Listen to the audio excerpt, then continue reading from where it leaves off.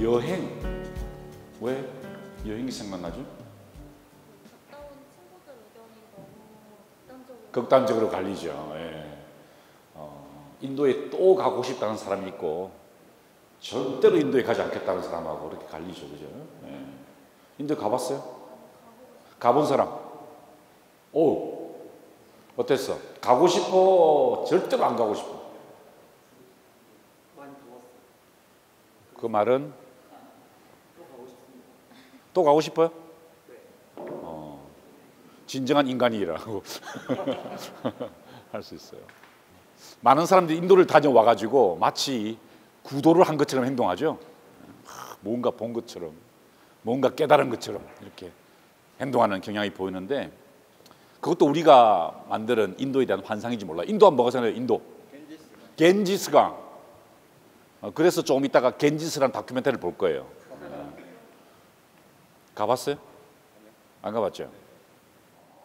정말 끔찍해요. 옆에서 화장을 하는데, 화장하는 거 알죠? 불태우는 거. 그것도 카스트별로 화장하는 단계가 달라요. 화장을 하는데 가난한 사람들은 장작을 많이 못 사기 때문에 다 태우지를 못해요. 그러면은 다 안 탄 몸을 겐지스 강에 던져요. 그럼 제일 먼저 뭐가 뛰어들까요? 개들이 뛰어들어요. 그래서 막 뜯어먹어요. 그 다음에 막 고기들 막 엉망이에요. 물론 요즘은 물이 오염돼 가지고 고기도 다 죽었어요. 그런데 그거 바로 옆에서 인도 사람들이 이렇게 푸자를 해요. 푸자. 예배를 해요. 예배. 바로 옆에서. 끔찍해요. 인도 뭐가 생각나요? 카스트 제도. 이야. 인도에서 당신 카스트가 뭐냐고 물으면은 정말 결례예요. 혹시 마르나 달마가 뭐냐고 물어볼 수도 있어요. 그런데 카스트를 물으면은 굉장히 결례예요. 그런데 대부분의 인도 사람들은 그 사람이 옷차림을 딱 보면은 이 사람이 카스트가 뭔지를 다 알 수 있어요. 딱 옷차림을 보면은. 그래서 옷차림이나 음식을 먹는 것이나 행동하는 것에서 이 인도에 대한 그 카스트에 대한 생각을 하게 되죠. 또 마지막으로 인도 인도 전통 스포츠가 있어요. 어떤 스포츠예요? 카바디요. 그 어떻게 하는 건데? 아시안 게임 격투기랑 술래잡기를 결합한. 그런 게 있어요. 이야, 나 처음 들어보는 건데. 예. 술래잡기와 격투기를 결합한 재밌네요. 한 대 때리고 같이 놀고 한 대 때리고 그렇게 하면 되겠네요. 이야, 멋집니다. 제가 오늘 이런 주제로 강의를 해드릴 텐데 제일 먼저 사실 우리 플라톤 아카데미에서 종교에 대해서 본격적으로 공부한 이번 처음인 것 같아요. 그죠? 계속 인문학적 문사철 공부를 했지만 종교에 대해서는 공부를 해본 적이 없어요. 그런데 오늘 우리가 힌두교라는 종교를 공부하게 되고 또 바바기타에 대해서 강의해 주실 거예요. 인도에서 제일 중요한 경전인데 그 경전에 대해서 설명해 주실 텐데 우리가 처음으로 종교에 대해서 공부를 하는데 종교가 뭐냐? 네, 거기에 대한 우리의 공통의 어떤 용어의 정리가 필요할 것이다 하는 생각이 듭니다. 그렇지 않으면은 종교는 굉장히 주관적인 거죠. 신앙에 대한 것이기 때문에 굉장히 주관적이라서 우리가 그 종교를 이해하는 것이 공통으로 대화하는 것이 가능할까에 대한 의문을 제기하게 됩니다. 그래서 종교가 무엇인가에 대해서 먼저 한번 정리를 한 다음에 공부를 시작해야 되지 않을까 생각이 듭니다. 종교가 뭘까요? 여기 제가 믿는 종교의 그림을 하나 가져왔는데 기독교입니다. 예수라는 분이 창시한 종교죠. 유대교적 전통이 있었는데 보면은 참 재밌어요. 이라크 전에 참전했던 사람, 십자군, 로마 군사 이런 사람들이 이렇게 그 예수를 바라보면서 자신의 신앙을 고백하는 장면이 그림으로 그려져 있는데 유럽 사람들에게 서구인들에게 사실 이 종교란 무엇인가라는 질문 자체는 18세기까지 의미가 없었어요. 그죠? 왜? 종교는 당연히 기독교다 이렇게 생각을 했었습니다. 서구인들이. 그래서 이런 종교, 특히 힌두교나 인도의 종교를 보면은 무슨 생각을 했을까요? 어떤 느낌이 들어요? 이질적이고 이해가 안 되고 원숭이네, 그죠? 원숭이에요. 원숭이 분장을 했어요, 그죠? 저게 무슨 황당무계한 종교란 말인가? 라고 생각할 수밖에 없었을 거예요, 그죠? 원숭이가 뭐 종교적으로 뭐 서유기도 아니고 무슨 이야기일까? 이렇게 생각해 볼 수밖에 없었을 거라는 거죠. 그런데 이 18세기 이후, 그러니까 19세기 접어들면서 이 서구 사회가 본격적으로 이제 타자를 발견하게 됩니다. 그죠? 제국주의가 확장되어 나가면서 보면은 영국군들이 아프리카에서 식민지 정책을 펼치는 거죠. 자, 그러니 어떻게 될까요? 이전까지는 자기 것들만 믿고 있다가 보고 있다가 물론 뭐 약간의 이제 뭐 접촉들이 있었죠. 징기스칸이 접촉한 것도 있었고 마르코 폴로가 접촉한 것도 있었지만 전체적으로 볼 때 본격적으로 타자를 만나는 것은 18세기 말 19세기에 서구 열강이 아시아와 아프리카를 점령해 나가면서 이제 고등한 종교를 만나게 된다는 거죠. 그러면서 야, 이게 뭘까? 이런 생각을 하게 되었다는 것입니다. 그것이 사실은 제가 이 아주 긴 내용인데 짧게 이야기하면은 엄청난 충격을 초래해요. 처음에는 굉장히 배타적으로 나가겠죠. 야, 이게 무슨 종교냐? 원숭이가 뭐 대단한 뭐 종교적 힘을 가지고 있다고 우리가 원숭이를 보면서 종교적 상상을 할 수 있느냐라고 틀림없이 이야기를 했을 거예요, 그죠? 그러니까 그런 배타적인 관계에다가 이제 점점 그들의 시야가 확장되면서 야, 여기도 어떤 의미가 있지 않을까 그렇게 분석하기 시작했습니다. 그러다가 사실은 이제 종교에 대해서 객관적으로 사유하는 사람들이 나오게 됐죠. 그 중에 대표적인 사람이 슐라이어 마흐라는 사람입니다. 이분이 뭐라고 이야기했냐면은 종교란 뭐냐? 절대 의존의 감정이다라고 얘기했어요. 이야, 이거 혁명적인 발언입니다. 그렇죠? 제일 중요한 게 뭘까요? 감정이라는 거예요, 감정. 그 이전에는 뭐예요? 객관적이었죠. 예수가 인류를 위해서 십자가에 달려서 인류를 죄에서 구원했다. 이걸 전부라고 믿었는데 이제 그들의 사유가 계몽주의 이후에 점점 타자를 인식하는 경향이 이제 확대되어 나가고 객관화시키고 심리학이 발전해 나가고 이러면서 아하, 이 종교라는 것이 무엇인가의 절대 의존의 감정이구나, 필링이구나 라고 생각하기 시작했다는 거예요. 그러면서 이제 서서히 다른 종교를 이해하는 것에 대한 관심을 가지게 되었다는 것입니다. 아마 여러분이 종교에 대한 이해 중에서 가장 잘 아는 것은 아마 이분의 하신 말씀일 거예요. 뭐죠? 종교는 민중의 뭐죠? 아편이다. 종교는 민중의 아편이다. 동의해? 아, 이런 중립적인 반은 동의하고 반은 동의하지 않는다는 말은 사실은 동의하지 않는다는 말에 반은 맞는 말이죠. 그죠? 반은 동의하지 않는다는 말이죠. 그죠? 왜 반은 동의하지 않아요? 반드시 아편으로 기능하지 않는 경우가 있을 것 같아요. 아편이라는 것은 민중의 역할을 되게 수동적으로 말하고 이야, 그렇지. 반드시 종교가 그런 역할을 하는 거라고 생각하지 않아요. 아, 지금 아편에 방점을 둔 게 아니라 민족에다 방점을 두면서 논의를 회피하려고 시도하고 있는 거예요, 지금. 그렇지. 지금 아편이라는 그 어떤 극단적인 용어를 전개하기에는 자신을 드러내기가 너무 약간 애매하니까 민족에다 방점을 찍으면서 논의를 회피하려는 그 시도에 대해서 난 높이 치하하고 싶어요. 괜찮아요. 높이 치하하고 싶어요. 자, 그럼 우리 계속 논의를 밀고 가볼까? 왜 민중을 더 강조했죠? 지금 제가 응. 저 주장에서 민중이라는 단어가 좀 핵심인 것 같아요. 그러니까. 근데 지금 우리는 종교에 대해서 이야기하고 사회계급에 대해서 이야기하는 게 아닌데도 불구하고 그렇게 민중으로 몰고 간 이유가 뭐냐고 나 묻고 싶어요. 이런 표현이 나왔어요. 종교는 민중의 아편이다. 종교를 가지고 있는 사람 손 들어보세요. 민중이구나.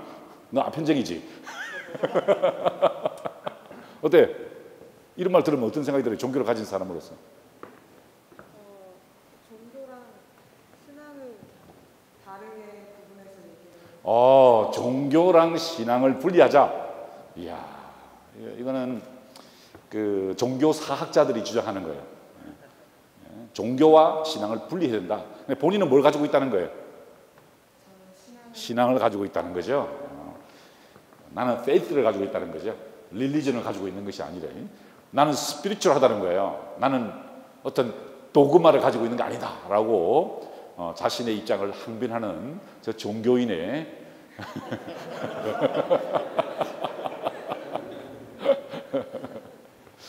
아니 누가 반발해 볼 수 있는 사람, 칼 막스에게 반발해 보고 싶은 사람 없어요? 민중은 종교는 민중의 아편이다. 난 그 틀렸다고 생각한다. 맞다고 생각해. 왜 맞다고 생각해? 종교라는 개념 자체는 아편이라고 보면 안 될 정도로 숭고하고 체계적이고 한데 이게 현상적으로 깊이 탐구하지 않는 인간의 성질이랑 결합되어서 성질이랑 결합되었을 때 99%는 다 아편으로 현상적으로 작용하고 있어요. 인간의 본성을 볼 때 늘 인간은 종교를 아편화하는 경향이 있을 수밖에 없기 때문에 그의 말은 틀린 것이 아니다 라고 이야기를 한 거예요. 그죠? 어때요? 멋진 말이에요? 아편하고 종교를 비슷하게 말한 거는 약간 회피적인 성격, 약간 고난에 대해 회피적인 성격에서 고난? 네. 아하. 그렇게 그 측면에서 비슷하다고 본 것 같은데 아편은 그 이후에 약간 긍정적이 아니라 부정적인 영향으로 주는데 치우치는데 종교는 약간 좀 더 중립적인 영향. 그렇군요. 예, 무슨 말이냐면은 종교와 아편이라는 것이 완전히 독립된 가치 체계의 언어인데 그걸 같이 병치시키는 것은 모순이다라는 거죠, 그죠? 예. 예를 들어 막 민중 뭐 이런 것들하고 아편 이런 것들은 굉장히 고난의 어떤 근데 종교라는 것은 그런 어떤 그 삶의 상황과는 독립적인 어떤 개념인데 그걸 어떻게 같이 갈 수 있느냐는 이야기예요.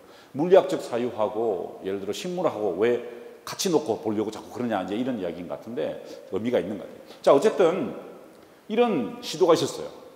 저도 뭐 거의 99% 동의할 때가 많아요. 저 표현을 보면은. 왜냐면은 사실 그게 인간의 본성인지는 뭐 성진이가 얘기한 대로. 자, 그런데 아주 흥미로운 사람이 나오기 시작했습니다. 막스 뮬러라는 사람이에요. 이 사람은 인도로 갔던 선교사였어요. 영국에서 간 선교사였는데 이 사람이 뭘 했느냐? 물론 그 이전에도 조금 있었지만 인도 고전들, 힌두교의 고전들, 특히 불경, 그 다음에 사서삼경을 번역하기 시작했어요. 대단해요. 그죠? 그러니까 인도와 중국의 고전어를 하고요. 그걸 가지고 번역을 했는데 아직까지 막스 뮬러의 불경 번역이 사용되고 있어요. 사서삼경 번역도 지금도 사용되고 있어요. 물론 그 위에 뭐 레게나 이런 사람들이 번역이 대치되었지만 여전히 이분의 번역이 아주 유효하게 쓰여 있는데 이분이 흥미롭게도 기독교적 입장에서 인도를 가서 그 중국과 인도의 텍스트를 번역을 하는 과정에서 아주 흥미로운 이야기를 해요. 라틴어로 해서 릴리지오라는 것은 하느님, 그 다음에 방점이 찍혀야 돼. God or the gods 라고 얘기했어요.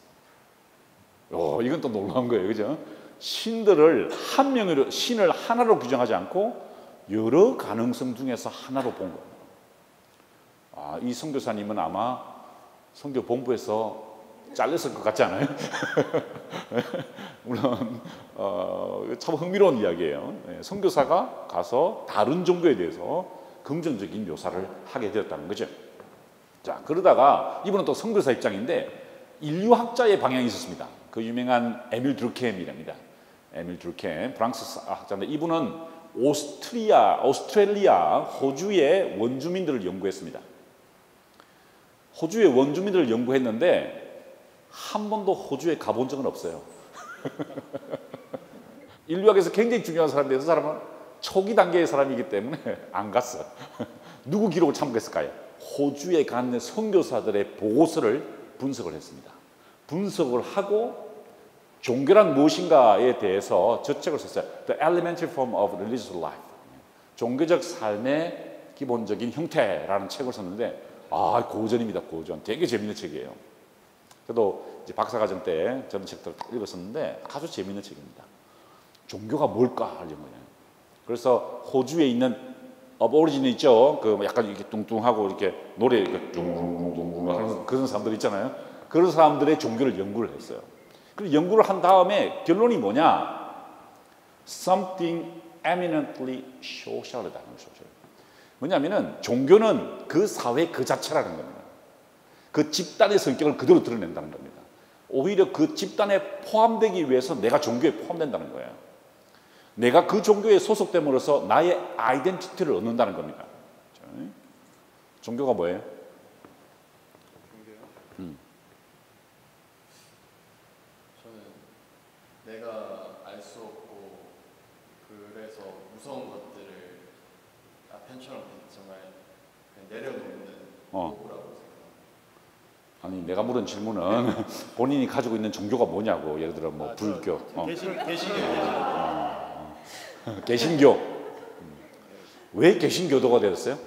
저 부모님이 강제로 이런 걸 모태 신앙이라고 그러죠?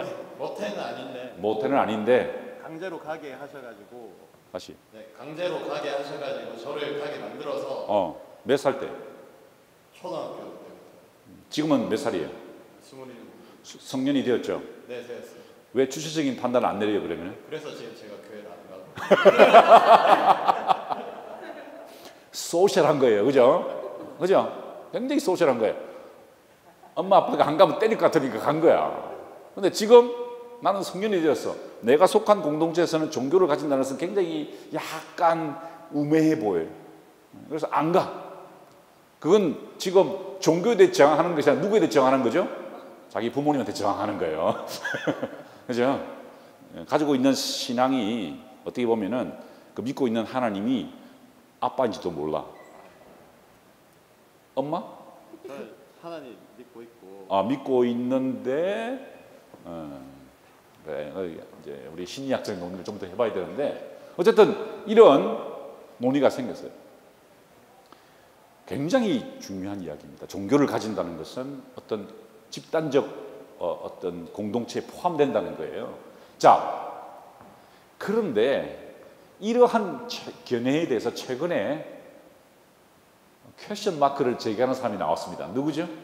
바로 폴 틸리라는 사람입니다. 이 사람은 개신교 신학자인데 이 사람은 종교란 ultimate concern이다 이렇게 해석했습니다. 물론 또 아주 신학적 논의가 철학적 논의가 필요한데 그런데 이런 논의가 이제 선교사들, 인류학자들, 번역가들 이런 사람들 신학자들한테 내려오다가 뒤통수를 맞는 사건이 벌어졌어요. 이 사건이 바로 클리포드 기어츠라는 사람입니다. 클리포드 기어츠. 아마 인류학에서 20세기 인류학의 분기점이 되었던 분이죠. 이분이 종교에 대해서 이렇게 길게 설명했어요. 근데 무슨 말인지 읽어보면 아시겠죠? 그런데 더 중요한 게 뭐냐? 클리포드 기어츠가 왜 중요하냐?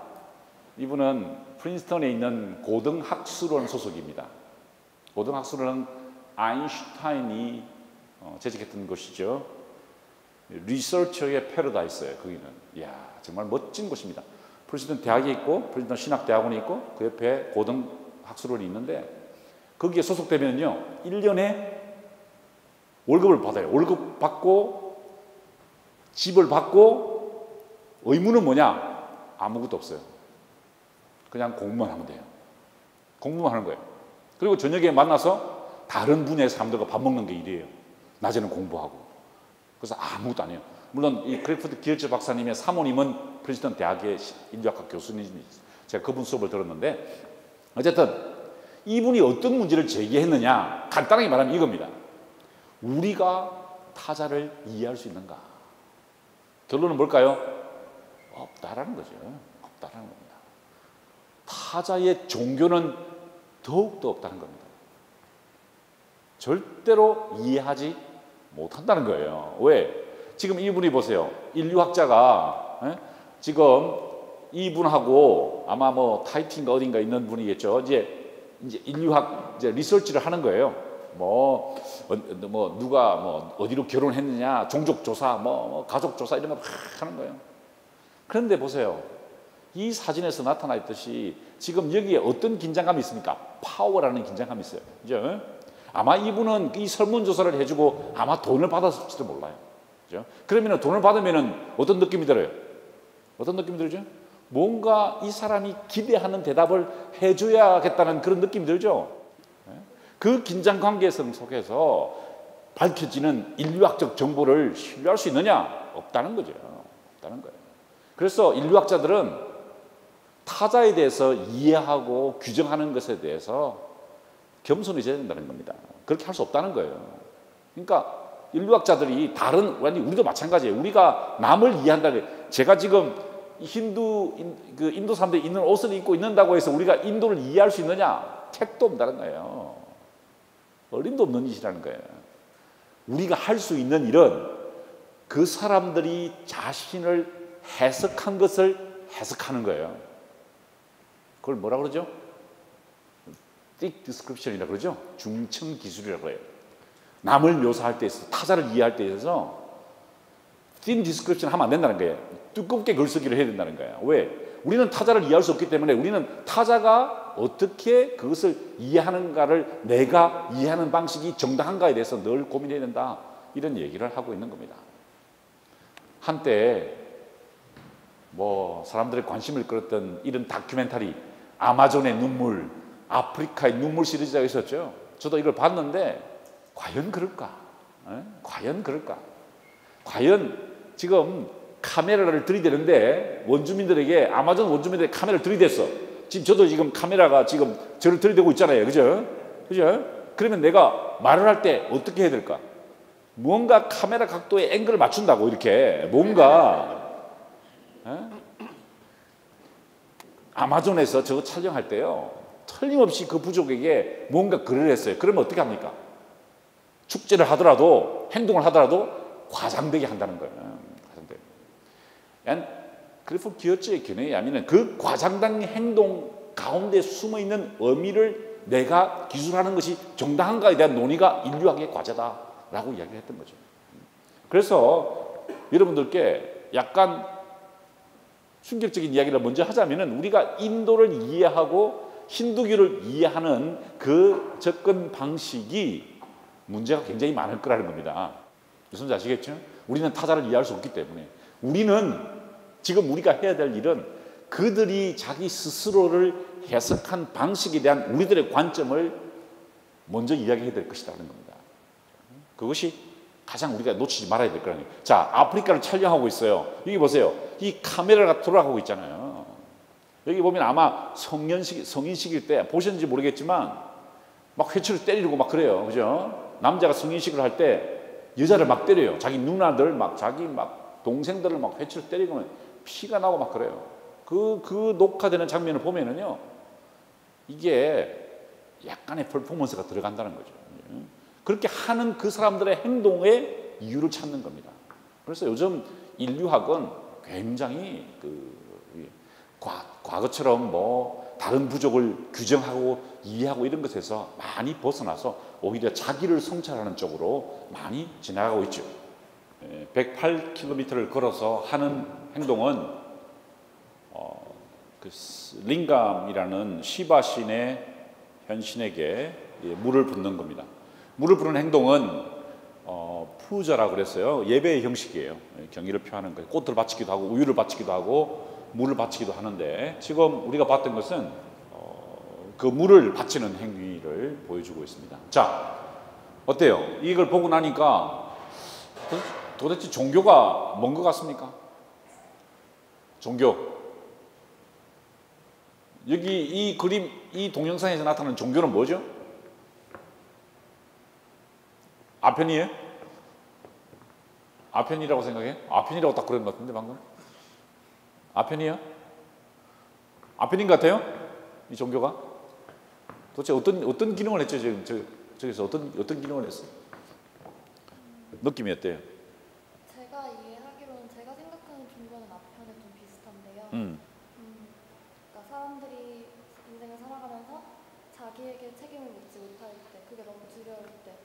남에게 어떤 일을 행할 때 책임을 묻지 못할 때 이제 그 책임을 돌릴 수 있는 것이 전 종교라고 생각을 하거든요. 그래서 이렇게 모든 게 나의 책임이 되지 않아도 되고 인생을 살아가는 데에 나에게 위안이 될 수 있고 쉼터가 될 수 있는 것이 종교라고 생각하는데 아무래도 여기 나온 그런 인도 캔디스랑 신뢰하시는 분들도 아무래도 같은 생각으로 종교에서 자신이 안 되는 일, 자신이 바라는 바가 나의 책임이 아니라 신이 원하는 대로다라고 생각을 할 수 있게 도와주는 그런 거거든요.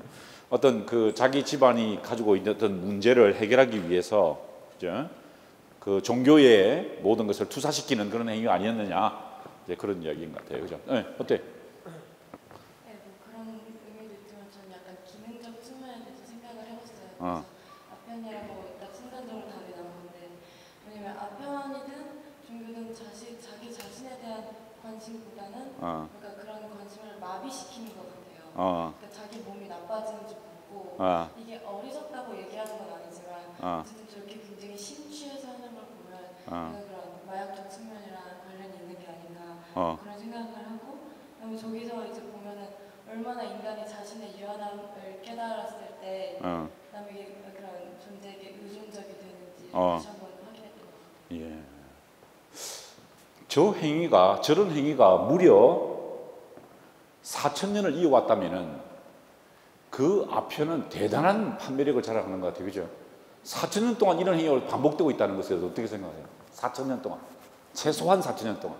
시바 신에 대한 4,000년의 저러한 마약적 행동이 계속되고 있다는 것은 그들이 모두 장기적인 어떤 치료할 수 없는 어떤 병에 걸려 있다는 뜻인가? 저런 행위들이 사회를 더 결속시키는 데 에밀 드루켐이 맞는 것 같다. 그 사회를 결속시키는 역할이다. 어디서 그런 것을 찾았어요? 아까 중간에 모든 계급이 다 똑같이 저렇게 행렬을 참여하고 각자 그냥 자기가 원하는 소원을 자기 풀숲을 해주니까 그래요. 그 에미넌트리 소셜하다는 거, 그러니까 어떤 그 사회 통합적 기능을 수행하는 역할을 한다는 거죠. 108km를 같이 걸어가는 행위 같은 것들, 그죠? 그 다음에 공동체 일원으로서 자신들이 속해 있는 어떤 가족의 단위를 결속시키는 역할, 그런 역할을 하는 것도 보세요. 변적인 요소가 있고, 그 다음에 어떤 공동체적인 사회적 요소가 있다는 것을 우리는 알 수 있습니다. 자, 제가 왜 이것을 보았냐면은 생소한 종교로 들어가기 때문에 여러분들이 여러분의 마음가짐을 조금 단단히 하라는 의미에서 제가 이걸 보여드린 거예요. 다시 원론적인 이야기를 하자면은 우리가 다른 사람의 종교들을 이해하는 것은 굉장히 어려울 거라는 거예요. 그거에 대해서 먼저 준비를 하시고요. 하지만 그 각 종교가 사회적 기능을 수행하는 역할을 잘 보라는 거예요. 사회적 기능을. 그래서 우리가 다른 사람들을 이해하는 행위에 있어서 무엇인가 어떤 가늠자 기준을 마련해 주시지 않을까라는 생각에서 우리가 이제 힌두교에 대해서 공부를 해보게 됩니다. 힌두교란 도대체 무엇일까요? 아까 원숭이도 나왔죠. 이것도 원숭이의 형상을 본딴 거죠. 이것은 이 바이슈나 신앙의 비슈누 신앙의 아주 중요한 부분을 담고 있어요. 단순히 원숭이의 이야기가 아니라. 그리고 이 사람들이 도대체 그러한 전통을 4,000년, 5,000년 동안 이어왔다는 것은 굉장히 경이로운 현상인데 그 경이로운 현상 가운데서 우리는 무엇을 배울 것인가에 대해서 한번 생각을 해보도록 하죠. 제일 먼저 우리가 기억해야 될 것은 힌두교라는 용어가 다분히 서구적 컨셉이라는 겁니다. 힌두교, 힌두이즘이라는 단어 자체가 굉장히 서구적 관점을 담고 있어요. 그죠? 이즘이 뭡니까? 이즘이라는 게 뭐죠? 보통 어떤 명확한 게 아니라 어떤 주의 이렇게 해석하죠. 그죠? 그렇기 때문에 힌두이즘이란 말은 크리스찬티라는 어떤 규정되어 있는 종교와는 달리 서구인들이 볼 때 굉장히 무엇인가 있는 것 같다는 느낌에서 힌두이즘이라는 단어를 쓰게 되었어요. 뜻은 뭐냐면 인더스 강 너머에 사람들이 믿는 종교라는 겁니다. 인더스 강 이쪽에 있죠. 그죠? 겐지스 강 이쪽으로 흐르고 있어요. 이 에베레스트 산맥에서 왼쪽으로 흐르는 게 인더스 강이고 그다음에 오른쪽이 겐지스 강인데 저 강 너머에 사는 사람들, 그러니까 서구적 관점에서, 물론 이게 이제 중앙아시아 쪽에서 본 관점도 반영되어 있습니다. 무슬림들이 그렇게 보았기 때문에 그렇기도 하죠. 어쨌든 저 인더스강 너머의 힌두라는 사람들이 믿는 종교라는 거죠. 특별히 영국 학자들이 이제 식민지 통치를 하면서 피식민 지배지인 그 인도의 종교가 어떤 현상을 보이는가를 분석하면서 이런 개념이 생기게 되었습니다. 16세기부터 인도인들도 자기 자신들이 가지고 있는 것을 종교라고 인식하기 시작했어요. 그 이전까지 사실 인도 사람들은 자기들이 가지고 있는 것을 종교다라고 생각해 본 적이 없어요. 왜? 다른 종교가 왔어? 아, 이게 우리가 다른 종교를 믿구나를 알게 됩니다. 어떤 종교였을까요? 이슬람이라는 종교가 무굴 제국을 통해서 넘어왔죠. 인도 사람들에게 네가 믿고 있는 것을 종교라고 하느냐 그러면 절대로 종교라고 이야기하지 않아요. 그걸 어떻게 종교라고 표현할 수 있느냐라고 이야기를 해요. 가장 이상하게 생각하는 것이 종교를 공부하는 사람들에 대해서 굉장히 이상하게 생각해요. 저도 석사학위를 종교학으로 받았는데 인도 학생들이 있었어요. 인도 학생들은 이야기를 하면은 야, 우리 전공이 릴리전이다 그러면은 이상하다고 생각해요. 여러분 혹시 그거 아시나요? 인도 사람들은 예스를 뜻할 때 이렇게 말합니다. 예스. 예스예요. 예스 이게. 노는 그냥 가만히 있고 예스는 이렇게 고개를 흔들면서 예스를 하기 때문에 굉장히 헷갈려요. 근데 어쨌든 야, 우리가 종교지 이러면 이렇게 가만히 있어요. 왜? 종교라고 생각 안 하기 때문에. 인도 사람들은 자신들이 믿는 것을 사냐타나 다르마라고 해요. 영원한 진리 뭐 이런 뜻이죠. 그런데 많은 사람들이 우리는 인도를 어떤 종교의 본산 혹은 어떤 판타시한 곳이다 이렇게 생각을 합니다. 예, 우리 서구인들이 가지고 있던 이야기라는 거죠. 자, 그렇다면 역사는 어떻게 되느냐? 2500년 전입니다. 기원전 2500년부터 문명이 시작되었어요. 거기서부터 지금까지 연결되어 있는데 아주 흥미로운 것은 아까 보았던 그 시바에 대한 신앙이 약 2000년 전부터 기원전 2000년, 그러니까 지금으로부터 4000년 동안 계속해서 그것이 이어지고 있다는 겁니다. 그 점에서 굉장히 놀라운 그런 현상이라고 볼 수 있죠. 그래서 인더스강 유역의 문명과 이게 쭉 연결되는데 이걸 제가 차례로 한번 보도록 하죠. 제일 먼저 여러분 많이 들어보셨을 거예요. 모헨조다로와 하라파 유적지에서 이 문명이 발견되었습니다. 영국 사람들이 철도를 놓다가 발굴을 하게 되었죠. 발굴을 해보니까 아주 고도로 발전한 문명이 있었다는 것입니다. 보시는 것처럼 이렇게 탑 같은 것도 있고요. 그런데 그 역 추적을 해보니까 2500년 전이었다는 겁니다. 2500년 전에 그런 역사를 가지고 있었고 인더스강 유역에 지금 그 유적지가 남아있는데 지금은 파키스탄에 많이 소속되어 있어요. 자, 이 모헨조다로 유적지에서 많이 발견된 것 중에 하나는 대표적인 게 저 탑이었습니다.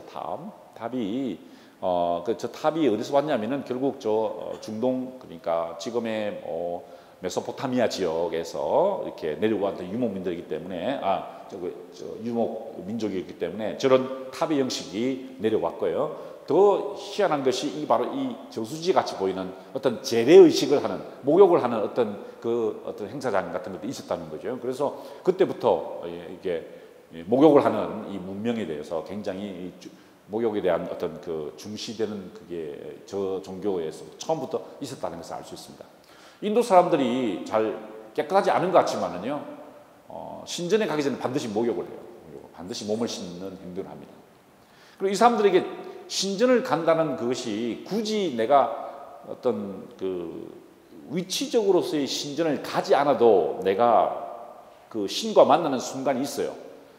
신과 만나는 순간이 그 달산이라고 그러는데 그 달산을 한다는 것은 본다는 겁니다. 이 신을 보는 그 순간이 일어나기 전에 이렇게 몸을 씻는 그런 풍습이 있습니다. 그래서 재미있는 것은요, 인도 사람들은 TV 드라마를 볼 때도 달산의 경험을 해요.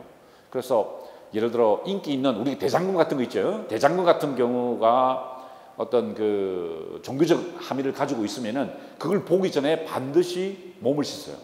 그래서 인도에서 아주 인기 있는 드라마가 나오기 전에는 수돗물이 안 나와요. 델리나 이런 데서. 왜냐하면 한꺼번에 사람들이 전부 다 몸을 씻기 때문에 물을 틀어도 물이 안 나와. 왜냐하면 다 모욕을 하기 때문에. 그렇죠. 그래서 아주 흥미로운 그런 현상이 있는데, 그 현상이 언제부터 시작됐느냐? 이미 오래 전부터 그런 현상이 있었다는 겁니다. 자, 그런데 처음으로 유적지가 발견됐는데, 자, 인도 종교에 대해서 이제 원리를 따라가는데 기원전 2500년이에요. 그러니까 지금으로부터 4500년의 유물인데, 저게 바로 춤추는 소녀라는 댄싱 걸이라는 유물이에요. 댄싱 걸. 근데 제가 보기에 저 유물은 이름이 잘못 붙여졌다. 저는 그렇게 생각해요. 물론 학자들도 제하고 비슷한 생각을 가진 사람이 많아요. 저걸 어떻게 알 수 있냐면은 그 마르기스 바자일이라는 친구가 있었는데, 인도 친구예요. 근데 그 부인이, 그 사모님이 늘 이제 그 인도 요리를 우리한테 해줬어요. 그래서 인도 요리를 딱 하면은요, 절대로 인도 여성들은요, 남편이 식사할 때 옆에 앉지 않아요. 옆에 앉지 않고 시중을 들어요. 근데 시중을 들다가 부엌에 나가서 기다려요. 우리가 먹을 때까지. 왜냐하면 인도에서는 아내가 남편을 어떻게 보냐면은 자신의 신이라고 봐요. 어떻게 생각해요? 자신의 신의 아바타라고 봐요. 그래서 절대로 같이 밥을 먹지 않아요. 근데 부엌에서 딱 서 있는 자세가 딱 저거예요. 이거예요. 요 자세. 이렇게 딱.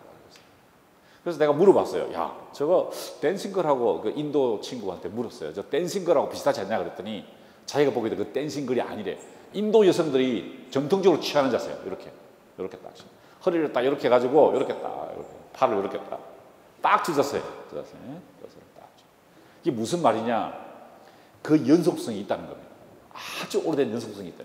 2500년 전 여성의 포즈하고 굉장히 유사하다. 그런데 얼굴을 자세히 보면 어때요?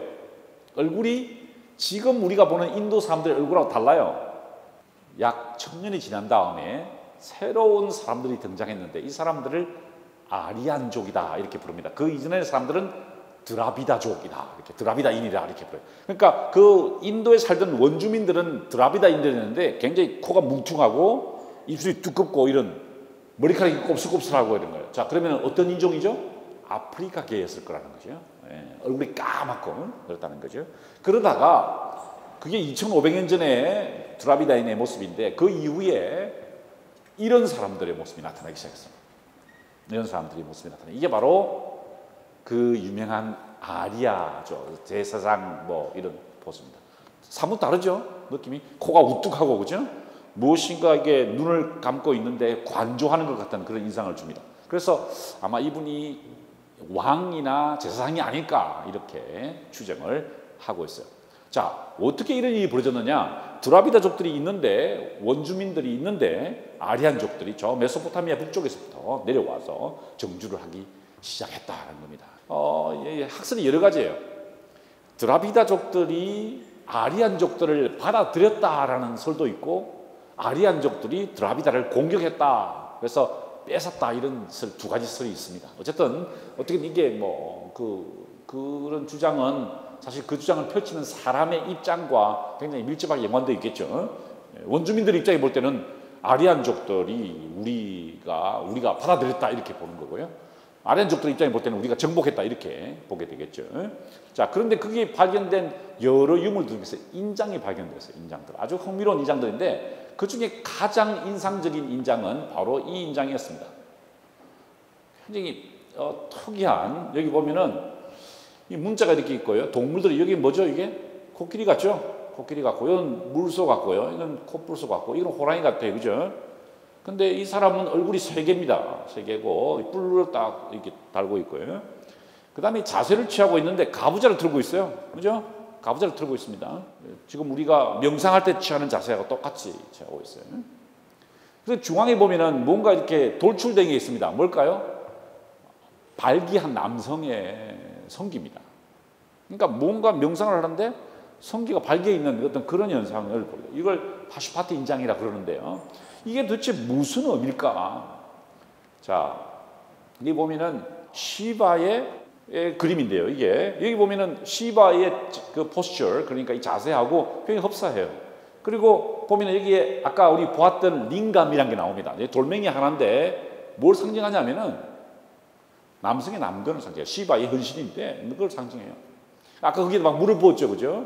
그게 예배하는 거예요. 그게 푸자를 드리는 거예요. 그런데 그게 그 순례를 하는 건데 이 자세하고 비슷해요. 그래서 우리는 이 분을 프로토 시바가 아닐까 이렇게 추정합니다. 시바의 원형적인 모습이 아닐까 이렇게 프로토 시바라고 해요. 그래서 무슨 말이냐면은 이미 오래전부터 그 시바 신에 대한 신앙이 확보되어 있었다는 것을 우리는 추정을 해볼 수가 있죠. 이게 바로 인더스 문명의 초기 형태였다는 것입니다. 자, 그러다가 베다 시기로 넘어가게 됩니다. 베다 시기는 뭐 여러 사람마다 이렇게 시기들을 분할하는 게 조금씩 다르긴 한데 대체적으로 보면은 1500년, 기원전 1500년에서 500년 사이 정도 됩니다. 서양에서는 어떤 시기였죠? 저 뭐 미케네 문명, 그렇죠? 미노아 문명 쪽에부터 시작해서 그리스의 고전기까지입니다. 그죠? 그리스의 고전기. 이제 막 로마가 태동하기 직전 뭐 그때까지.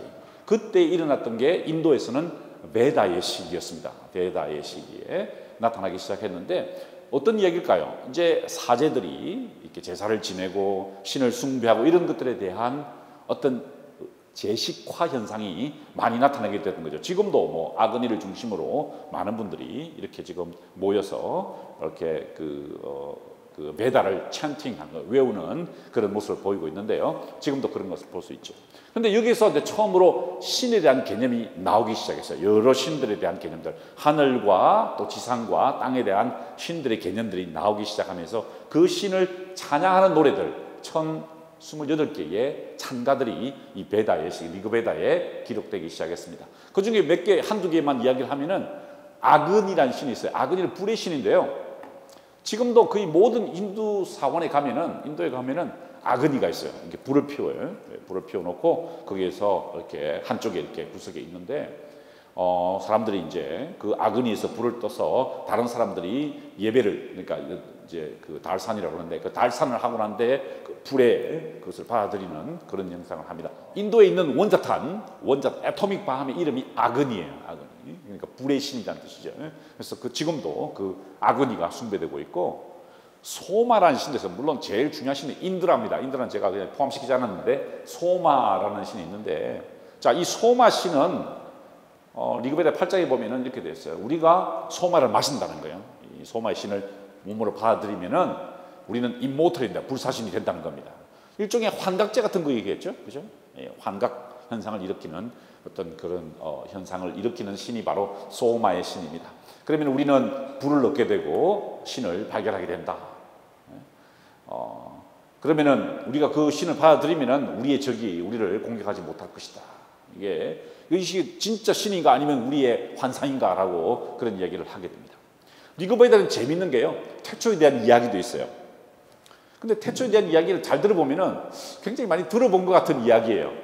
태초에 비존재도 존재도 없었다. 땅도 그 위에 하늘도 없었다. 그래서 많이 들어본 것 같지 않아요? 뭐 성경에 보면은 창세기 1장에 보면은 이런 구절이 나오죠. 태초에 하나님이 암흑의 수면을 근행하시고 뭐 이렇게 이런 게 혼돈되고 뭐 이런 게 나오죠. 굉장히 비슷한 그런 현상이에요. 그때 대단한 열기에 의해서 일자가 탄생했다. 태초에 그 일자에게서 욕망이 일어났다. 카마가 일어났다. 그것은 마음의 씨앗이었다라고 하면서 이제 그 기원전 1500년에서 500년 사이에 어떤 그 인도인들이 보았던 우주에 대한 이야기가 나옵니다. 그런데 더 흥미로운 것은 이미 그때부터 사회적 분화가 일어나고 있었다는 것을 볼 수 있어요. 이 보면은 프루시아 찬가라는 부분에서 뭐가 나오냐면은 인간이 4단계로 4개의 카스트로 분리된다는 것을 보여줍니다.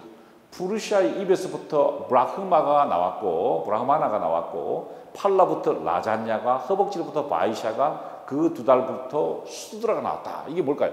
브라만, 바이샤 뭐 이런 것들이 이렇게 한 계급의 탄생이 이미 일어나고 있다는 것을 보여주고 있습니다.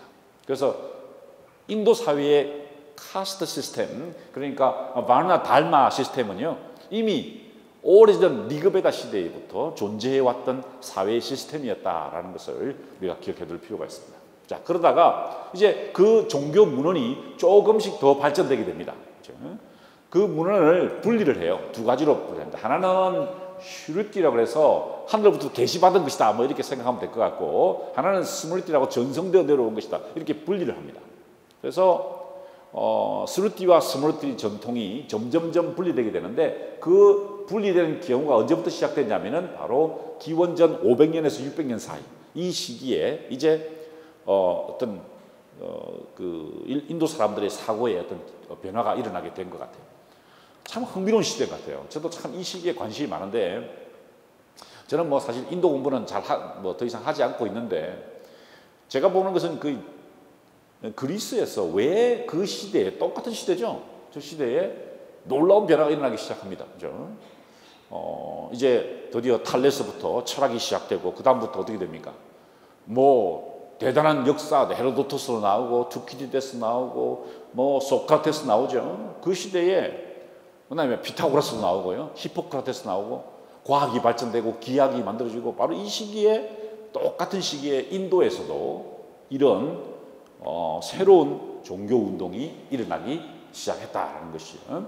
그래서 슈르띠의 계시로 받은 가장 중요한 문헌은 보는 것처럼 이 4개의 베다 문헌입니다. 그리고 그 베다 문헌의 마지막이, 베다의 끝이 바로 우파니샤드라는 책이죠. 굉장히 철학적인 책입니다. 아주 흥미로운, 지난 학기에 우리 대학원생들과 함께 우파니샤드 책을 읽었는데 아주 흥미로워요. 굉장히 철학적인 책입니다.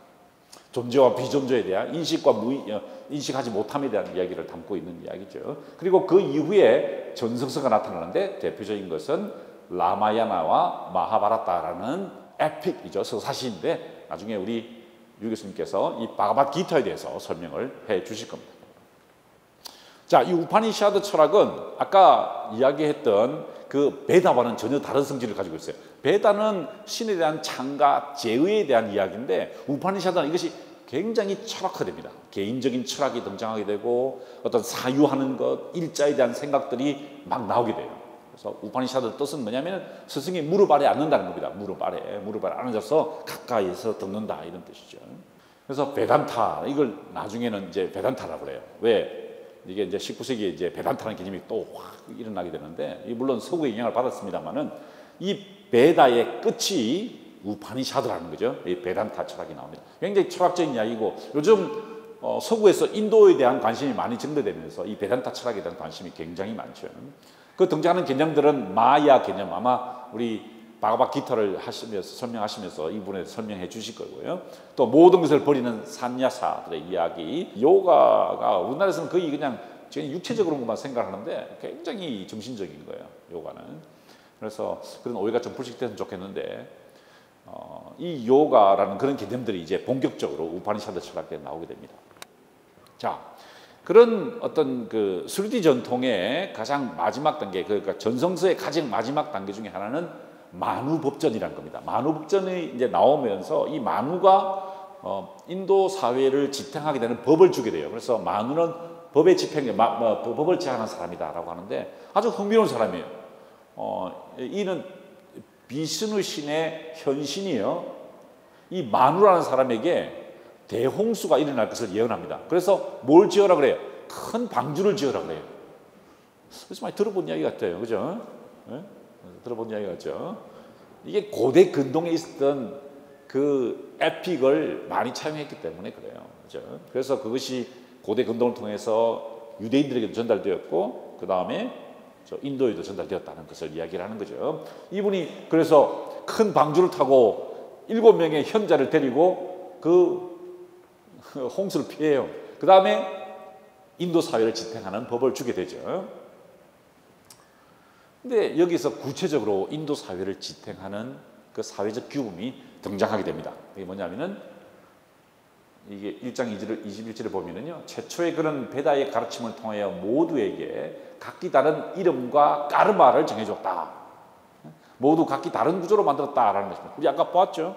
우리가 공부했던 그 마르나 달마 시스템, 카스트 시스템이 나왔다는 겁니다. 자, 제일 높은 브라만 계급들은 뭐죠? 베다를 가르치는 일, 제사를 치르고 주관하는 일, 그 다음에 그 밑에 통치자 계급들이 있죠? 인민을 지키는 일, 그 다음에 또 일하는 사람들, 바이샤가 있죠? 짐승을 기르고 사업과 농사에 종사하고, 마지막으로 질투하지 않고 위에 세 신분, 이 세 신분들에게 봉사하는 것. 그러니까 이게 수드라라는 제일 마지막 단계에 있는 사람들에 대한 일의 규정, 삶의 규정을 이미 만우법전에 내려놓았다는 겁니다. 그리고 만우법전에서 우리가 잊지 말아야 될 것은 각 사람에게 스테이지가 있다는 거예요. 그 사람에게. 이거 인도 사람들에게는 굉장히 중요한 이야기예요. 제 친구 중에 코넬 대학교에서 교수를 하는 인도 친구가 있어요. 이름을 제가 갑자기 생각 안 나는데 인도 친구인데 인도의 아주 명문가 집안 출신이에요. 그래서 코넬 대학에서 PhD를 하고 거의 교수가 되었는데 내가 물어봐요. 야, 너 이제 인도로, 우리는 한국으로 돌아가니까 너도 인도로 돌아가면 안 되냐 그랬더니 못 간대. 왜 못 가냐 그랬더니 자기는 굉장히 문제가 많은 사람이래요. 왜 문제가 많냐 그랬더니 야, 너는 인도의 명문가 출신이고 코넬 대학 교수인데 너 괜찮지 않냐 그랬더니 아니래. 자기는 그 중요한 아슈라마 달마에 문제가 있다는 거예요. 어떤 단계냐? 결혼을 못했어요. 남자인데 나이가 저보다 조금 더 많은데 결혼을 못했기 때문에 인도로 돌아가면은 자기는 굉장히 문제가 있는 사람이라는 거예요. 왜? 인도 사람들은 반드시 특별히 상위 세계급, 상위 세계급을 더비자라고 그러는데요. 그 상위 세계급은 반드시 저 단계를 거쳐 나가는 것이 이상적인 인간이에요. 그런데 자기는 그렇지 못해서 안 돌아간다는 거예요. 그게 바로 요 네 단계입니다. 요 네 단계. 첫 번째 단계는 뭐냐? 학습기를 거쳐야 돼요. 아마 그 친구는 학습기는 잘 거친 것 같아. 공부를 잘했어. 코넬 대학 교수가 됐으니까 PhD를 했으니까 뭐 대단한 거죠. 열심히 공부해야 돼요. 특별히 베다 공부를 해야 돼요. 산스크리트 공부를 해야 된다 이 말이에요. 뭐 공부를 한다는 뜻이 아니라 자, 삽으로 땅을 파는 자가 언젠가 물을 보듯 스승을 성실껏 경외심으로 모시는 자가 어느 날인가 스승 안에 든 학문을 얻게 될 것이다. 그러니까 물론 여기서 말하는 학문은 여러분처럼 공부를 하는 게 아니라 그 어떤 브라마닉한 지혜를 얻는다 이 말이에요. 그죠? 그 다음 단계는 뭐냐면은 아까 얘기했죠. 결혼을 해야 된다는 거예요. 결혼. 그래서 가정을 이루어야 돼요. 그걸 가죽이라고 해요. 가죽이. 자, 누구랑 결혼해야 되냐? 잘 보세요. 누구랑 결혼해야 되냐? 물론 이게 굉장히 남성 우월주의적인 입장이 많이 반대되기 때문에 어떤 여성을 골라야 되느냐? 아내로 신체에 이상이 없고 아름답고 부르기에 즐거운 이름을 가진 자, 백조나 코끼리처럼 우아하게 걸으며 머리와 몸의 털이 적당하며 이가 오목조목하며 살결이 부드러운 자와 혼인하라 이렇게 되어 있어요. 저런 사람과 혼인을 하라 하는 게 인도 사회. 근데 가정을 이루어야 돼요. 가정을 잘 이루어야 돼요. 자, 그 다음 단계가 있습니다. 어떤 단계냐? 임주기입니다. 임주기. 어떤 단계냐? 가장이 자신의 모습에서 주름과 백발을 발견합니다. 이게 무슨 말입니까? 이제 저에게도 그 나이가 왔어요. 그때가 왔어요. 제가 이제 딱 50이 넘었는데요. 머리에 지금 내가 염색을 해서 까만 거지 하얘요 머리가. 뭡니까? 백발과 주름이 나오기 시작하면은 가정을 이루고 또 우리 아들을 놓으면 자식을 놓으면은 그때는 숲에 의지해야 한다. 이상적인 인간입니다.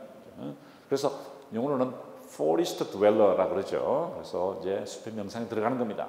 마지막 단계는 뭐냐? 세상을 버리는 기세자라고 그러죠. 기세자, 산야사라고 그럽니다. 은자는 불도 집도 가져서는 안 되며 입을 다물고 집착하지 말고 마음을 가다듬어 마을에가 음식을 얻는다. 탁발하는 거예요. 탁발하면서 이제 죽음을 준비하는 단계입니다. 그게 바로 마지막 기세자의 삶의 단계입니다. 이 단계를 굉장히 이상화하게 되죠. 자, 이게 이제 우파니샤드를 거쳐서 만우법전 시대가 오면서 이제 서서히 이제 사회적 규범까지 확보됐어요. 근데 사실 어떤 문제가 있느냐? 이렇게 종교가 위치를 하게 되면요, 대중들은 그 종교에 쉽게 다가가지 못하겠죠. 그렇죠? 너무나 제의적이고 너무나 철학적이면은 굉장히 힘들 거예요. 그래서 인도에서 어떤 운동이 일어나냐면은 서사시 운동이 일어납니다. 뭘까요? 쉽게 설명하는 거예요. 종교를 굉장히 접근하기 쉽게 만들어주는 겁니다. 그게 바로 서사시의 시대인데 대표적인 책이 바로 라마야나와 마하바라타라는 책입니다. 물론 이건 한 권이 아니고요. 여러 권을 이야기를 하는데 최근에 우리나라에서 저 마하바라타를 번역하는 분이 나왔었어요. 그래서 정말 경의를 표하고요. 그게 다 번역되기를 바랍니다. 왜냐하면 굉장히 긴 책이에요. 근데 그걸 번역하시는 분이 나오셔서 정말 기쁘게 생각하는데 어쨌든 이 두 권의 책이 있는데 그 두 권의 책 중에서 먼저 이 라마야나를 결집한 발미키라는 사람이 기원 후 1세기경에 이게 결집이 된 것 같아요. 라마야나는 뭐냐면은 나중에 결국 라마야나죠, 그죠? 라마라는 왕과 그의 아내 시타 왕비에 대한 이야기를 담고 있어요. 그래서 이것이 단순한 이야기 구조로 되어 있는 것 같지만 힌두교를 이해하는데 아주 결정적인 그런 내용을 담고 있죠. 그것이 이제 비슈누 신앙과 결합되게 되었어요. 이 비슈누는요, 인도의 중요한 세 신 중에 한 분이신데 나중에 조금 더 설명드릴 텐데요. 이 여러 신의 모습으로 나타나요. 아바타라가 여러 개예요. 그래서 뭐 여러 모습으로 나타나는데 그 중에 하나가 라마라는 신입니다. 물론 뭐 크리슈나가 될 수도 있고 뭐 여러 다른 신도 나타나기도 하죠. 자, 그런데 그 라마야나의 주인공이 나옵니다. 물론 라마가 주인공이지만 거기에 등장인물 중에 아주 흥미로웠죠. 우리가 처음에 뭘 봤죠? 원숭이를 봤죠. 그 원숭이가 바로 하누만 설화예요. 하누만의 아버지는 바람의 신 바유입니다. 그래서 이 하누만에는 장점이 있는데 뭐냐면은 휙 하고 불면 뭐가 날아요? 구름이 쫙 와요. 그럼 구름을 딱 타고 쫙 타고 와요. 그래서 많이 들어본 이야기 같지 않아요? 손오공 이야기죠. 네. 손오공 이야기예요. 손오공 이야기 서유기가 바로 여기에서 출발한 겁니다. 네. 그래서 이 지팡이가 있는데 지팡이가 확 크죠. 뭐죠? 그게 여의봉이죠. 네. 그게 다 여기서 나온 거예요. 네. 근데 이분이 뭐하냐? 왕과 왕비를 모시고 있어. 누구죠? 라마와 그의 아내 시타였습니다. 그래서 이분의 가슴을 탁 이러면 여기다가 뭐가 있어요? 그 라마와 시타가 있었어요. 그런데 문제가 생겼습니다. 랑카. 많이 들어본 이름이죠, 이것도. 무슨 랑카? 스리랑카. 예, 이 랑카의 괴물이 하나 왔어요. 괴물이 라바나예요. 이 라바나가 와가지고 그의 아들과 함께 저 왕비 시타를 납치해버려요. 그래서 이 장군인 이 하누만 대장이 어떻게 합니까? 왕에게 찾아가서 내가 왕비님을 구출해 오겠습니다 하고 떠나는 이야기예요. 자, 이게 인도 동화집에 나오는 이야기인데요. 자, 보세요. 지금 잡혀간 거예요. 이 괴물이, 그죠? 이 라바나 괴물이 지금 왕비님을 모신 게 아니지, 납치해가지고 떠나버린 거예요. 어디로 갔어요? 저 멀리 섬나라 랑카로 갔어요. 많이 들어본 것 같아요, 그죠? 랑카로 갔어요. 그랬더니 이 하누만이 가카라고 하면 안 되지. 왕이시여, 내가 가서 구출해 오겠습니다 하고 막 지금 막 희롱하는 거예요. 희롱하는 거예요. 구하러 가는 거예요. 근데 이게 설화가 판본이 여러 개예요. 왕이 간 것도 있고 하누만이 간 것도 있어요. 이게 막 지역별로 확대가 되면서요, 이야기가 많이 발전돼서 동남아시아도 가도 있어요. 동남아시아에도 저 이야기가 인연극으로 막 상영되고 하는데, 어쨌든 이 하누만이 그 길을 가가지고 저기에 왕군을 보태고 왕비님을 모시고 돌아오는 겁니다. 같이 모시고 돌아왔어요. 이제 위기가 끝난 겁니다. 근데 여기가 위기에서 끝난 게 아니야. 돌아왔는데 이상한 현상이 나타나요. 지금 돌아왔는데 왕과 왕비가, 이 왕이 침대에 같이 누웠는데요, 찬 얼음처럼 행동해요. 그래서 얼음을 저렇게 표현했어요. 약간 그 묘사력에 문제가 있는 것 같아요, 그죠? 예, 얼음.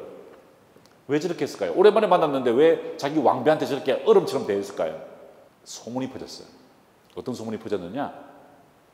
왕비가 랑카에 가 있을 동안 그 라바나, 그 괴물이, 나쁜 놈이 몸을 더럽혔다. 예? 몸을 더럽혔다. 그런 소문이 퍼졌어요. 그래서 왕이 용서가 안 되는 거야. 아니, 용서가 안 될 뿐만 아니라 아내가 지켜야 할 까르마를 어겼다는 거예요. 그래서 어떻게 하지도 않고 얼음처럼 변해 있는 거예요. 그래서 그 소문에 대해서 이야기를 듣게 됩니다. 근데 왕비는 임신을 했어요. 그래서 어떻게 되느냐, 이 왕이 이러지도 못하고 저러지도 못해요. 왕으로서는 계속 아내를 데리고 통치를 해야 되는데 아내가 다른 괴물에게 임신을 했으니 이걸 어떻게 해야 되냐 고민을 하다가 떠나버려요. 그러니까 이 왕비가 임신한 배가, 이게 살이 쪄서 이런 게 아니고 임신한 거예요. 예, 임신해서 남편이 떠나버리자 너무 성불해서 울다가 자살하는 것으로 이야기가 끝이 납니다. 이게 라마야나의 전체 줄거리예요. 흥미로운 이야기죠, 그죠? 아주 이상한 이야기 같아요, 그죠? 도대체 이야기가 무슨 이야기를 하는 것이냐? 힌두교에서 가장 중요한 핵심 내용 중에 하나예요. 뭐냐면은 세 개의 길이 있다는 거예요. 까르마, 해탈에 이르는 세 가지 길이 있는데 첫 번째는 까르마 요가, 다냐 요가, 박티 요가가 있어요. 까르마는 뭐냐면은 자신에게 주어진 본인의 까르마를 따라야 돼요. 자기에게 주어진 일을 해야 돼. 아내는 뭘 해야 돼요? 순결을 지켜야 돼요. 왕은 뭘 해야 돼? 통치해야 돼요. 하누만 장군은 뭘 해야 돼? 적을 물리쳐야 돼요. 그죠? 브라만, 바이샤, 수드라 이런 사람들이 각각 자기 일을 하는 것이 구원의 길이라는 겁니다. 두 번째 길은 뭐냐? 지혜를 얻는 거예요. 진리를 깨닫는 것. 그것이 진정한 자신을 발견하는 것, 우파니샤드적인 지혜를 발견하는 그것이 구원의 길이고, 세 번째는 그것도 힘드니까 아예 신을 사랑하는 것도 구원의 길입니다. 이 세 가지 길이 있다는 거예요. 자, 그렇다면은 이 이야기에서 도대체 무엇을 이야기하는 것일까? 하누만의 다르마, 그는 다르마를 지켰나요? 지켰죠. 장군으로서 해야 될 열심히 지켰다는 겁니다. 시타는 지켰나요? 자살하면서 지켰죠. 그렇죠? 자신의 정절을 항변하기 위해서. 라마는 어땠습니까? 왕으로서 통치해야 될 아내를 끝까지 거두어야 되는데 부정을 했기 때문에 그런 현상 때문에 집을 떠나버리는 그런 본인 나름대로의 다르마를. 하누만은 어떻게 합니까? 완전히 박티하는 거예요. 신앙을 가졌다. 그 다음에 시타도 박티를 가졌다. 이런 얘기를 하고 있는 거죠. 그래서 지금은 이 그림이 제 연구실에, 제 연세대학교 연구실에 제 그림이 걸려 있어요. 근데 원래 어디에 걸려 있었냐면은 저희 집 침실에 걸려 있었습니다. 이 그림이. 제가 인도에서 산 그림인데요. 침실에 딱 걸려 있었어요. 그래서 여기는 제가 자는 침대 머리에 여기 딱 걸려 있고, 여기는 제 아내가 자는 침대 위에 딱 걸려 있었습니다. 이게 뭘 상징하느냐? 이게 뭐죠? 하누만이 지금 싸우는 거예요. 악마와 싸우는 겁니다. 그래서 제가 저 그림을 볼 때 매일 잠자리 들기 전에 저 그림을 딱 보고 나는 오늘 악마와 얼마나 잘 싸웠을까에 대해서 반성을 하고요. 자, 어쨌든 마하바라타, 그 다음에 책이 라마냐 다음에 마하바라타인데 이것은 제가 생략하기로 할게요. 왜냐하면은 우리 유 교수님께서 이 마하바라타의 핵심 내용을 설명해 주실 겁니다. 바로 그것이 뭐죠? 바가바기타입니다. 바가바기타의 핵심 내용인데, 전쟁터에 나간 아리주나와 크리슈나의 이야기죠. 이건 이제 넘어가도록 할게요. 자, 이렇게 말씀드리고 간단하게 한 몇 가지만 더 하면은 힌두교의 신이 있어요. 힌두교는 여러분들이 힌두교 하면은 막 여러 다양한 신들이 있는 것 같은데 사실은 세 개의 중요한 신이 있습니다. 브라마, 비스누, 시바. 근데 나머지는 전부 다 이 현신들이에요.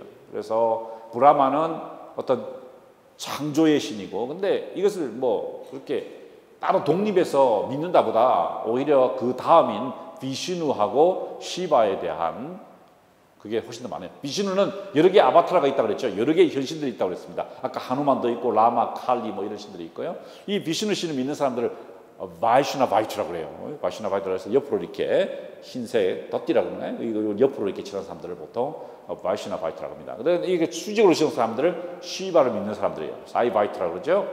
우주의 파괴자, 아까 우리 보았던 그 시바입니다. 이건 댄싱 시바인데 이건 단순하게 장식적인 요소가 있는 게 아니에요. 인도 사람들은 저걸 보면서 굉장한 종교적 귀의를 하게 됩니다. 왜냐하면 윤회의 불꽃을 이제 딱 잡는 거예요.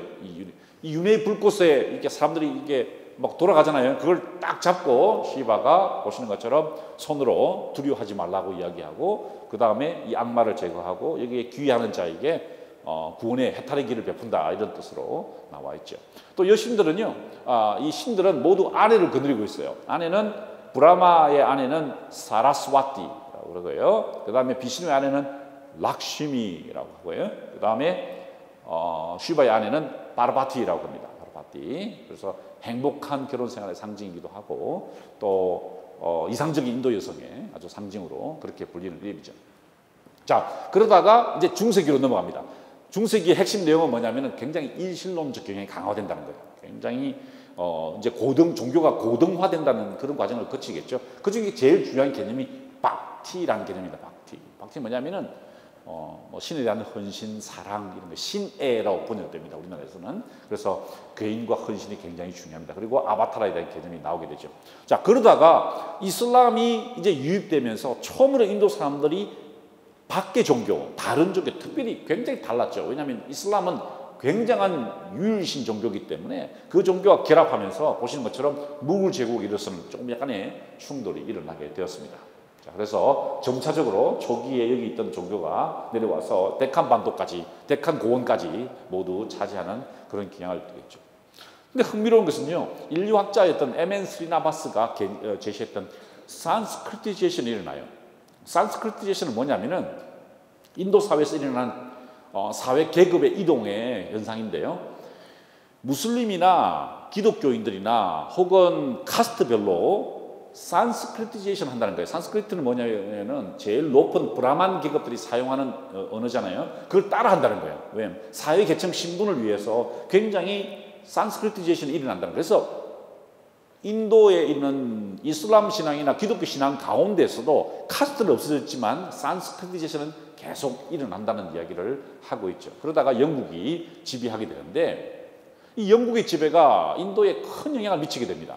왜냐하면은 처음으로 이제 문헌적 의미에서의 힌두교에 대한 연구가 본격화되는 거예요.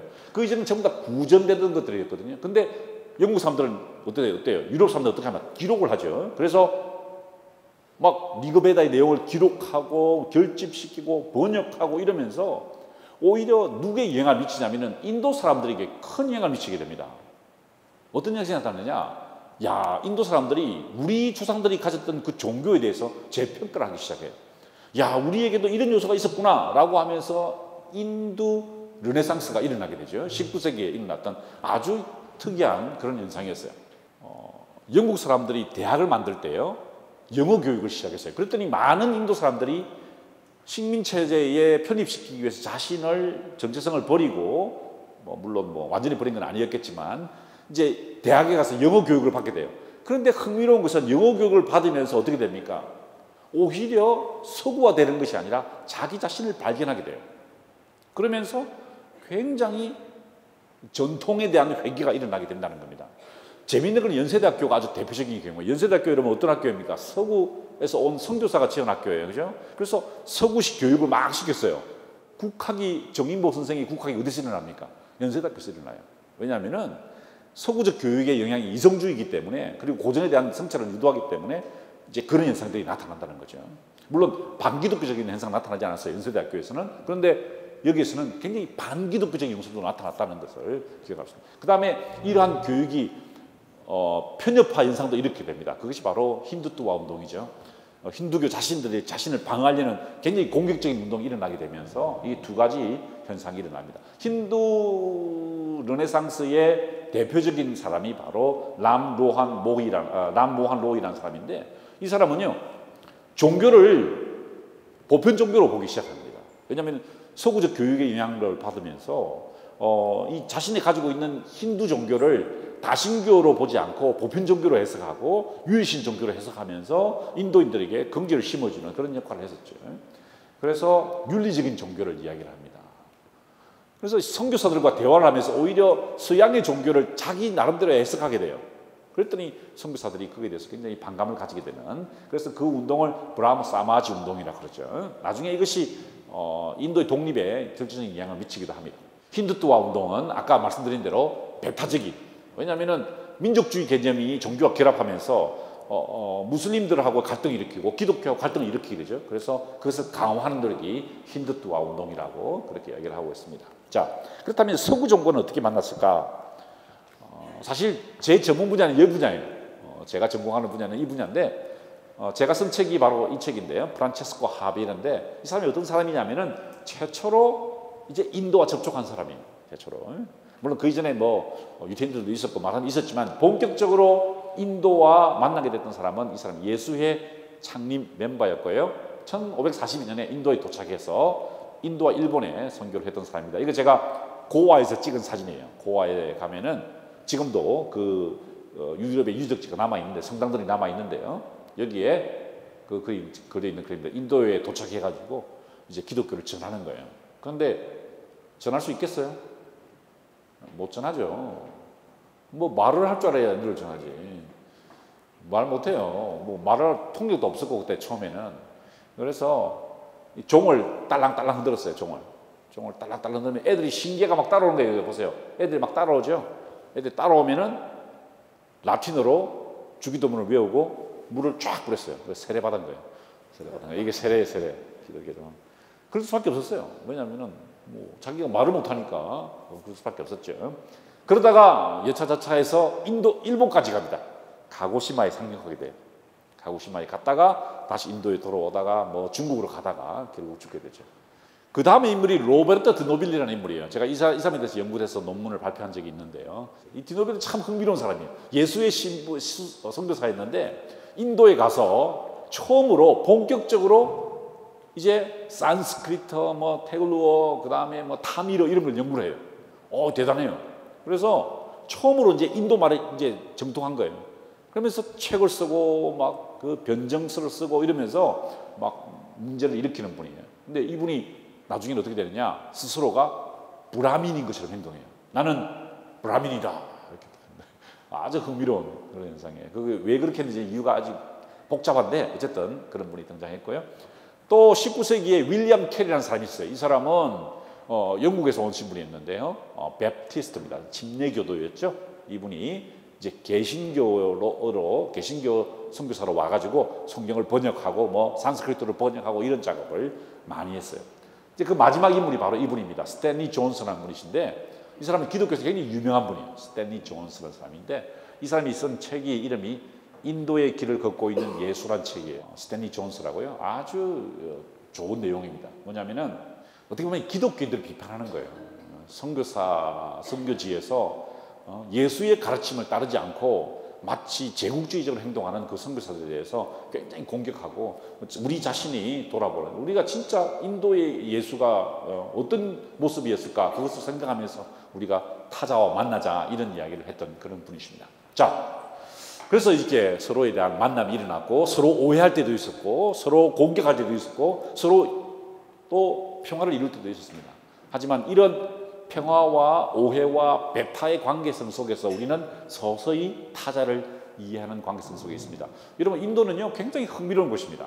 굉장히 흥미로운 곳이에요. 인구적인 측면과 그 다음에 경제적인 측면에서도 그럴 뿐만 아니라 문화적으로도 종교적으로 우리한테 타자로 남아있어요. 우리는 중국에는 가까운데 중국보다 인도는 좀 더 멀리 있죠. 그죠? 그러면서도 굉장히 큰 집단입니다. 근데 우리는 잘 몰라요. 거기에 대해서 뭐 우리가 아는 게 뭐 타지마할 정도, 뭐 카레 정도 뭐 이렇게 생각하는데 거기에 아주 인류의 10몇 억이 되는 아주 많은 인구들이 4,000년, 4,500년 동안 같은 정신체계를 유지해 나오면서 그것을 어떤 그 문화를 통해서 우리에게 많은 이야기를 하고 있고 또 그 종교에서 뭐가 나옵니까? 불교가 나왔죠. 자이나교, 뭐 여러 종교들이 나오게 되죠.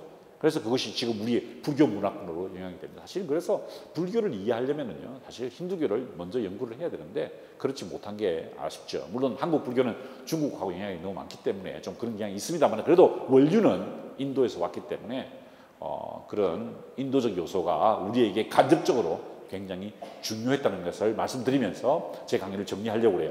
자, 제가 오늘 해드린 것은 개괄적인 수업이었습니다. 인도 종교가 어떤 역사를 가지고 있고 그 다음에 인도 사람들은 우리와 어떻게 달랐는가에 대해서 간략하게 설명드렸는데 이제 좀 쉬었다가 다음 시간에 우리 유경희 박사님께서 이제 그 힌두교의 가장 핵심되는 경전인 바가바기타가 어떤 내용을 담고 있는지에 대해서 설명을 드리겠습니다. 자, 이것으로 제 강의를 마치겠습니다. 감사합니다.